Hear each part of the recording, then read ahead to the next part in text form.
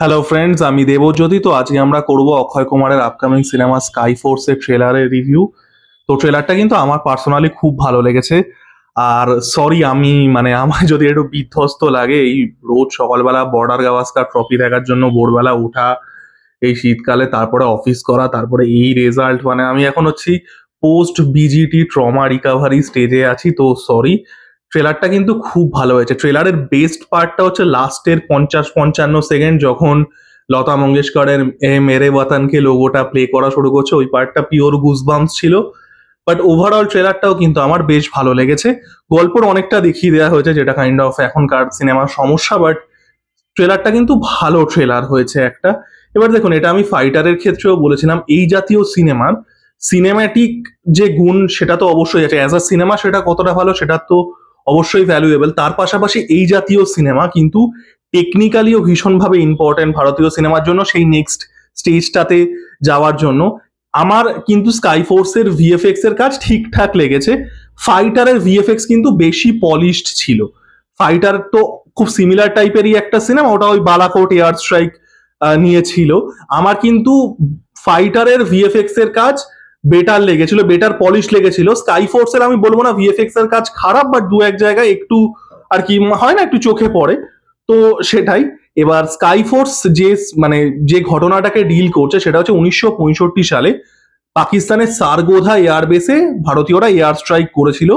Second Indo Pakistan যে war ছিল, দ্বিতীয় কাশ্মীরের যুদ্ধ 1965 সালে। তো একটা রিয়েল লাইফ ইনসিডেন্টকে কেন্দ্র করে ঘটনা, প্যাট্রিয়টিক সিনেমা। এবং আরো একটা বিষয়, কিন্তু 1965 সালের যুদ্ধ অতটা বেশি কিন্তু সিনেমাতে উঠে আসে না অ্যাজ কম্পেয়ার টু 1971 ওয়ার, যেখানে আমরা ওই তেঁতুল হুজুরদের স্বাধীনতা দিয়েছিলাম।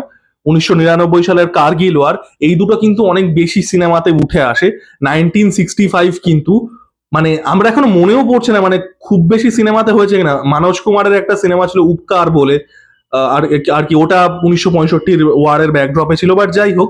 তো এটা কিন্তু ওই সিনেমাটাকে এজ দেবে। 1965 কিন্তু অনেক সময় আমরা ভুলে যাই। 1971 বা 1999 এর ওয়ার অনেক বেশি আর কি সিনেমাতে আসে। তো এটা একটা রিয়েল ওয়ার্ল্ড ঘটনা, একটা এয়ার স্ট্রাইকের গল্প, একটা রিয়েল ওয়ার্ল্ড। এবং ফাইটারের মতনই এটাও কিন্তু একটা এরিয়াল, একটা অ্যাকশন ফিল্ম, যেটা কিন্তু টেকনিক্যালি অ্যাটলিস্ট ভারতীয় সিনেমাকে নেক্সট লেভেলে নিয়ে যেতে পারে।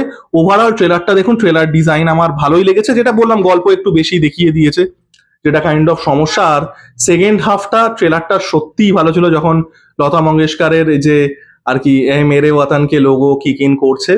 এবার কোভিড হওয়ার আগে কিন্তু অক্ষয় কুমারের এই জাতীয় সিনেমার একটা হিউজ ক্রেজ ছিল। এই প্যাট্রিয়টিক সিনেমা, যখন তিনি রিয়েল ওয়ার্ল্ডের গল্প, রিয়েল ইন্ডিয়ার গল্প বলছেন, এই যে ইন্ডিয়ার চ্যাপ্টার থেকে বিভিন্ন ঐতিহাসিক ক্যারেক্টার তুলে এনে তাদের গল্প বলছেন, ইট ওয়াজ হিউজলি সাকসেসফুল। কোভিড এর পরে অক্ষয় কুমারের কেরিয়ারের অবস্থা এখন খুবই খারাপ, সেটা আমরা সবাই জানি। We are all waiting for Akshay Kumar's comeback. আমরা সবাই অক্ষয় কুমারের সিনেমা দেখে ছোটবেলায় বড় হয়েছি। তো দেখা যাক এই সিনেমাটা সেটা হয় কিনা। এবং স্কাই ফোর্স কিন্তু ম্যাডকেরও একটা বড় রকমের স্টেপ ফরওয়ার্ড। কারণ ম্যাডক আগে কি করেছে, ম্যাডক আগে যে টাইপের সিনেমা করেছে, যেটাকে আমি বলি রিয়েল ইন্ডিয়া কানেক্টেড সিনেমা, যেখানে কন্টেন্টটা প্রাধান্য পেত, সেখানে স্টারডাম বা সেখানে স্পেকটাকেলের আগে ইট ওয়াজ কন্টেন্ট ফোকাসড। এখানে কিন্তু স্ত্রীতে তারা ওয়াটার টেস্ট করে নিয়েছে। Story was a balance between it was balance between spectacle and content, যেটা আমি দেখবেন স্ত্রীর একটা বক্স অফিস অ্যানালিসিস করেছিলাম। সেখানে আমি বলেছিলাম যে কিভাবে একটা খুব সাকসেসফুল ফ্র্যাঞ্চাইজ স্ত্রী ক্রিয়েট করতে পেরেছে, আইপিটাকে তারা মেন ভাবে তৈরি করতে পেরেছে। এখানে কিন্তু ম্যাডক একটা স্পেকটাকেল ড্রিভেন সিনেমার দিকে তাদের এটা প্রথম টেস্টিং ওয়াটা। স্কাই ফোর্স আসছে 1965 সালের সারগোধা এয়ার স্ট্রাইককে নিয়ে, তারপরে ছাবা আসছে যেটা ছত্রপতি শম্ভুজিকে কেন্দ্র করে। তো এই সিনেমাগুলো কিন্তু অনেক বেশি স্পেকটাকেল ড্রিভেন। তো এটা কিন্তু ম্যাডক্সের, তারা যে একটু ছোট বাজেটের, একটু কন্টেন্ট ড্রিভেন, রিয়েল ওয়ার্ল্ড অনেক বেশি রিয়েল ইন্ডিয়া কানেক্টেড, ইন্ডিয়ার ছোট শহরের গল্প, এই রকম কন্টেন্ট তারা যেটা বানায়, তাদের কমফোর্ট জোনের কিন্তু তারা বাইরে যাচ্ছে। ওভারঅল ট্রেলারটা ভালো লেগেছে। ভীর পাহাড়িয়া বলে একজনকে দেখলাম নতুন ইন্ট্রোডিউস করেছে। তো ওই পার্টটাও তাকে যতটা ট্রেলারে দেখা গেল ভালো লাগছে। অক্ষয় কুমার তো এই জাতীয় রোল ভালো করেনি। সারা আলি খানকেও দেখতে সুন্দর লাগছে এখানে। এবং যেটা বললাম যে সেকেন্ড হাফে যখন মেরে ওয়াতানকে লোগো কে মানে চলছে, মানে লতা মঙ্গেশকর সত্যিই ভারতবর্ষের নাইট অ্যাঙ্গেল। তো ওই পার্টটা পিওর গুজবাম্পস ছিল। আমার ভিএফএক্স এর কাজ, যেটা বললাম, ভিএফএক্স এর কাজ আমার ঠিকঠাক লেগেছে, খুব ভালো বলতে পারবো না। ফাইটারে আমার বেশি পলিশ লেগেছিল। তবে আমার একটা জিনিসই ট্রেলারে ভালো লাগেনি, সেটা হচ্ছে ডায়লগস গুলো মানে পুরো মিম থেকে ওঠার, মানে যেগুলো মানে ইন্ডিয়া পাকিস্তান মিম যেগুলো আর কি সার্কুলেট করে, ওই তেরা বাপ হিন্দুস্তান, তো মানে ওই টাইপের মানে ডায়লগ গুলো একটু ইম্প্যাক্টফুল না। এটা আমার ফাইটারের ক্ষেত্রেও ছিল, বাট ফাইটারের ডায়লগ গুলো ওই ইন্ডিয়া অকিউপাইড পাকিস্তান, এগুলো মানে থিয়েটারে ওয়ার্ক করে যায়, লোকে চিৎকার চেঁচামেচি করছে, ইয়ে করছে। আমি জানি না, মানে এই ডায়লগ গুলো মানে অনেক বেশি শার্প ডায়লগ হওয়া উচিত। কারণ দেখুন, এটা তো কোনো ওভার দ্য টপ ঘটনা না, এটা একটা রিয়েল লাইফ ঘটনা, যেখানে ভারতবর্ষের সৈন্যরা বীরত্বের সাথে এই এয়ারবেসে স্ট্রাইক করেছিলেন। তো এই রকম রিয়েল ওয়ার্ল্ড ঘটনায় কিন্তু সেই মানে এরকম মিম টাইপের ডায়লগটা আর কি যায় না, মানে ইট ইজ ডিসরেসপেক্টফুল